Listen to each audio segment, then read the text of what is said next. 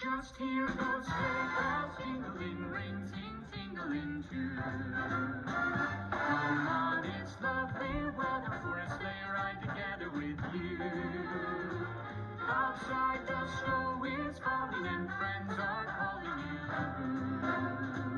Come on, it's lovely weather for a sleigh ride together with you. Giddy up, giddy up, let's go. Let's look at the show. We're riding in a wonderland of snow. Giddy up, it's grand. Just holding your hand. We're riding along with the song of a wintry fairyland. Our cheeks are nice and rosy and comfy, cozy are we. We're snuggled up together like two birds of a feather would be. Let's take that road before us and sing a chorus or two. Come on, it's lovely weather for a sleigh ride together with you. Welcome to this radio broadcast brought to you by Star Lake, God's Missionary Church in the North Country. We wish you all a very Merry Christmas and hope your Christmas is filled with much peace and joy. Find yourself a cozy corner and grab some hot chocolate as we tell a short Christmas story for this Christmas season.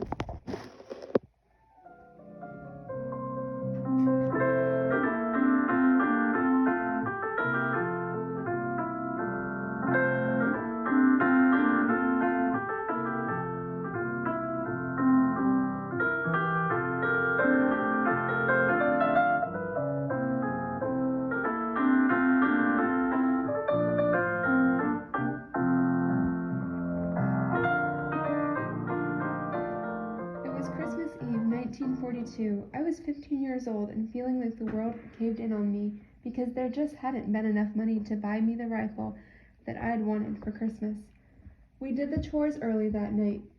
For some reason, I just figured Daddy wanted a little extra time so we could read in the Bible.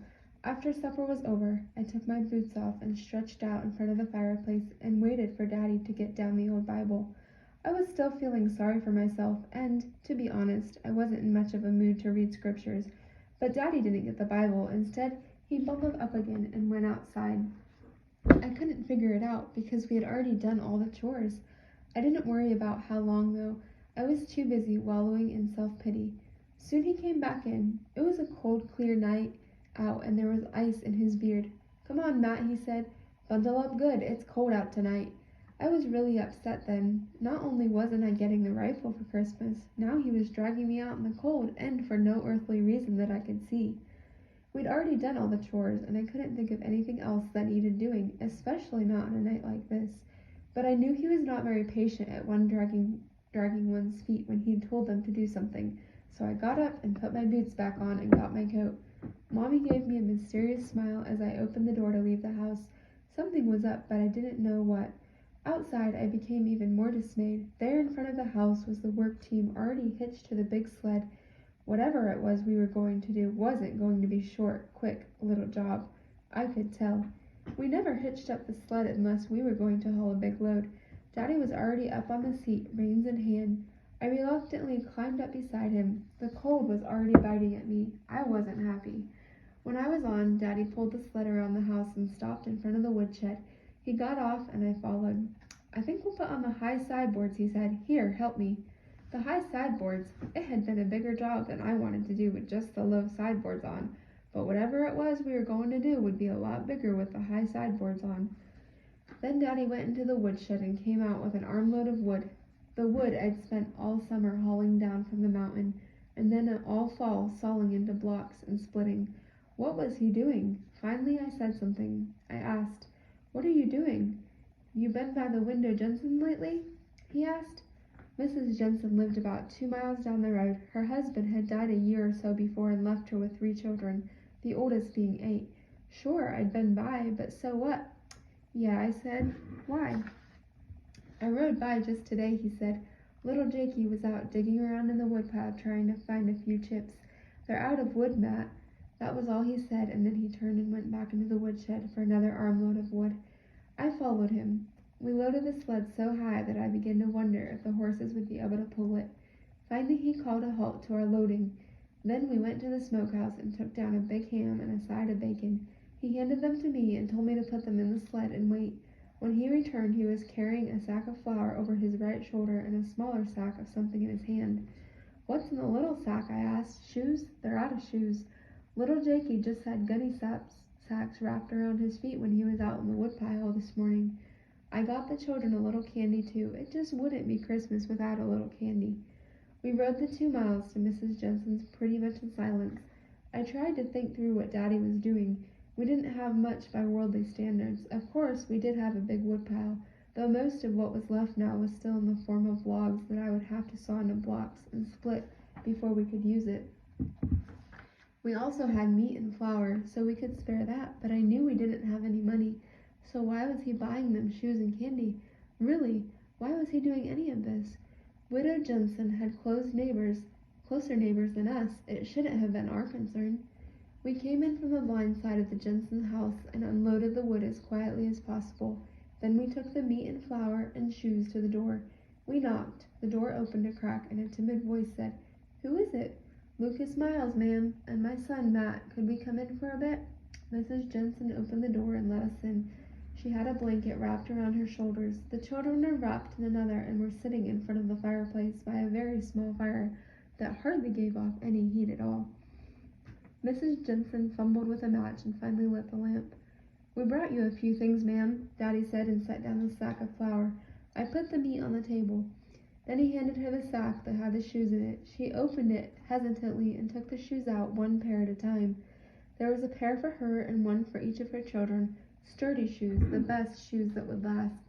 I watched her carefully. She bit her lower lip to keep it from trembling, and then tears filled her eyes and started running down her cheeks. She looked up at my daddy like she wanted to say something, but it wouldn't come out.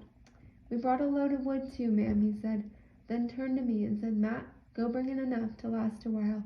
Let's get that fire up to size and heat this place up." I wasn't the same person when I went back out to bring in the wood. I had a big lump in my throat, and as much as I hate to admit it, there were tears in my eyes too. In my mind, I kept seeing those 3 kids huddled around the fireplace and their mother standing there with tears running down her cheeks, with so much gratitude in her heart that she couldn't speak. My heart swelled within me, and a joy that I'd never known before filled my soul. I had given at Christmas many times before, but never when it had made so much difference. I could see we were literally saving the lives of these people. I soon had the fire ablazing, and everyone's spirits soared. The kids started giggling when Daddy handed them each a piece of candy, and Mrs. Jensen looked on with a smile that probably hadn't crossed her face for a long time. She finally turned to us. "God bless you," she said. "I know the Lord has sent you. The children and I have been praying that he would send one of his angels to spare us." In spite of myself, the lump returned to my throat and the tears welled up in my eyes again. I'd never thought of my daddy in those exact terms before, but after Widow Jensen mentioned it, I could see that it was probably true. I was sure that a better man than Daddy had never walked the earth. I started remembering all the times he had gone out of his way for Mommy and me, and many others. The list seemed endless as I thought on it. Daddy insisted that everyone try on the shoes before we left. I was amazed when they all fit, and I wondered how he had known what sizes to get. Then I guessed that if he was on an errand for the Lord, that the Lord would make sure he got the right sizes. Tears were running down Widow Jensen's face again when we stood up to leave. My daddy took each of the kids in his big arms and gave them a hug. They clung to him and didn't want us to go. I could see that they missed their daddy, and I was glad that I still had mine. At the door, he turned to Widow Jensen and said, "The missus wanted me to invite you and the children over for Christmas dinner tomorrow. The turkey will be more than the 3 of us can eat, and a man can get cantankerous if he has to eat turkey for too many meals. We'll be by to get you about 11. It'll be nice to have some little ones around again. Matt here hasn't been little for quite a spell."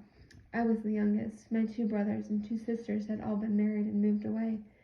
Mrs. Jensen nodded and said, "Thank you, Brother Miles. I don't have to say, 'May the Lord bless you.' I know for certain that he will." Out on the sled, I felt a warmth that came from deep within, and I didn't even notice the cold. When we had gone a ways, Daddy turned to me and said, "Matt, I want you to know something. Your mother and me have been talking money away here and there all year so we could buy that rifle for you, but we didn't quite have enough. Then yesterday, a man who owed me a little money from years back came by to make some things square. Your mom and me were real excited, thinking that now we could get you that rifle, and I started into town this morning to do just that. But on the way, I saw little Jakey out scratching in the woodpile with his feet wrapped in his gunny sacks, and I knew what I had to do. Son, I spent the money for shoes and a little candy for those children. I hope you understand. I understood, and my eyes became wet with tears again.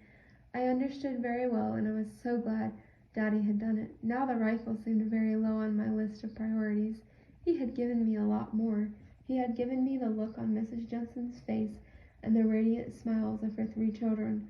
For the rest of my life, whenever I saw any of the Jensens or split a block of wood, I remembered, and remembering brought back that same joy I felt riding home beside of my daddy that night. He had given me much more than a rifle that night. He had given me the best Christmas of my life.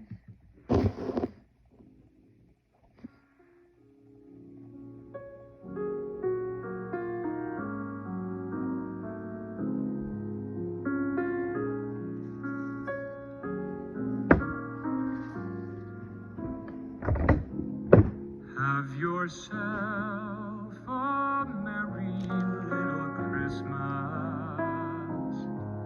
Let your heart be light. From now on, our troubles will be out of sight.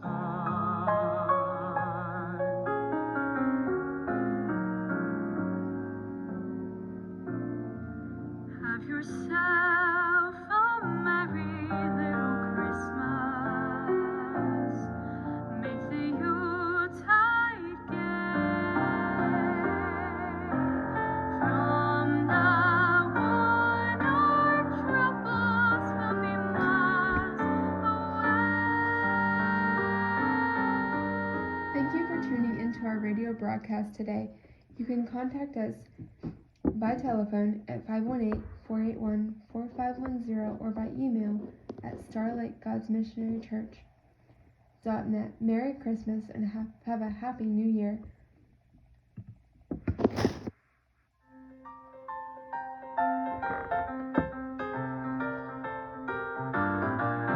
Oh, the weather outside is frightful, but the fire is so delightful.